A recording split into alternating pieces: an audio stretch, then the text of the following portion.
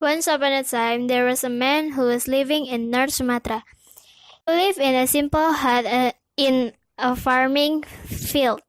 He did some gardening and fishing for daily his life. One day, while the man was fishing, he caught a big golden fish in his trap. It was the biggest catch he ever had in his life. Surprisingly, this fish turned into a beautiful princess. So he fell in love with her and proposed her to be wife. She said, "Yes, but you have to promise not to tell anyone about the secret that I was on a fish. Otherwise, there will be huge disaster."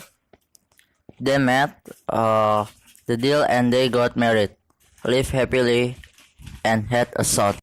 Few years later, this son would help bringing lunch to his father out in the fields. One day, his son was so hungry he ate his father's lunch.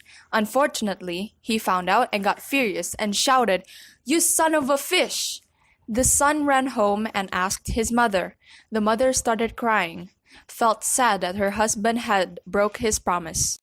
Then she told her son to run up the hills because a huge disaster was about to come. When her son left, she prayed.